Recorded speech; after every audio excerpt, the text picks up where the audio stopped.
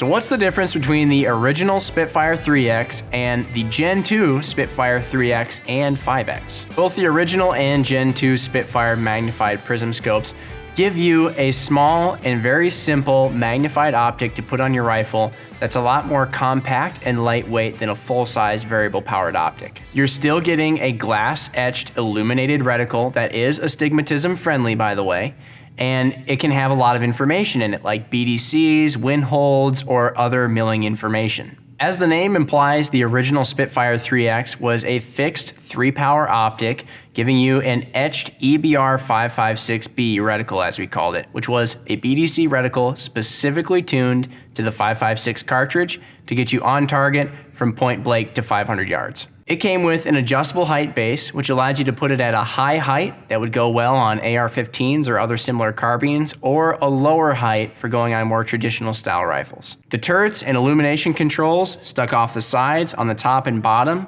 and your illumination was a rheostat controller on the top, which allowed you to go between red or green illumination. Towards the front and on the body of the Spitfire 3X, we had these Picatinny rail sections, which at the 45-degree angle positions could be used to mount smaller open-top red dots, for example, to give you a 1X option as well for closer engagements. Protecting the lenses, we had these flip caps that came with the optic. Now in this hand, I have the new Gen 2 Spitfire 3X, and you can see right off the bat, it's a lot smaller and lighter weight than the original Spitfire 3X. But size and weight isn't the only upgrade you get with this particular optic. There's a lot of other features that are really nice to have in a prism scope with this Gen 2 model. Now let's talk first off how you're going to put this optic on your firearm. There is a new adjustable height mounting system that comes with the Gen 2 Spitfire 3X.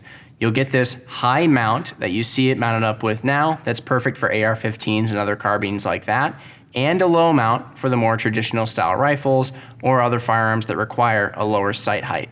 The really nice thing here is the fact that it's compatible with so many other aftermarket bases out there on the market with that classic T1 style footprint, which even other red dots like our Crossfire red dot also share. There's also a lot less going on the exterior body of the Gen 2 Spitfire. You see that the turrets are now flush with the body and exposed to be easy to get to when necessary. And also, the battery compartment is a lot more tucked in and snag-free on this optic. Illumination intensity controls are no longer done with a knob that sticks off the side or top of the optic, but now with these digital button controls on the side. Now the illumination on the Gen 2 Spitfire 3X is red only, so we do lose the green capability of the original Spitfire 3X, but it gives us a few more features now that a lot of us do really like more brightness on the highest settings. We now have 12 illumination settings instead of 5 like we had on the original, and the bottom 2 are night vision compatible. Optically speaking, which is of course very important, the Gen 2 Spitfire 3X has a better optical system than the original. So all of the optical performance features like clarity, color fidelity, and also image sharpness are going to be better. Now, eye relief is a topic that comes up with some people when they're talking about magnified prism optics, because by nature of the way they're designed, they tend to have a little bit shorter eye relief than your traditional magnified optics.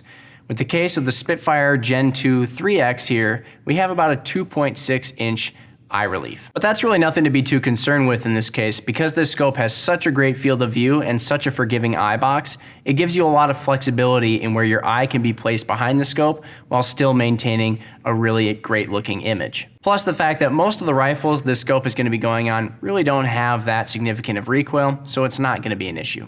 When we look inside the Gen 2 here, we have a new reticle with our AR BDC-4, which gives you holdovers from point blank to 650 yards with the typical 556 cartridge. It also has corresponding wind holds, which are a new feature that a lot of people can utilize at those longer distances. Perhaps one of the most notable features about the Gen 2 lineup of magnified Spitfire prism optics is the fact that there's not just a 3X anymore.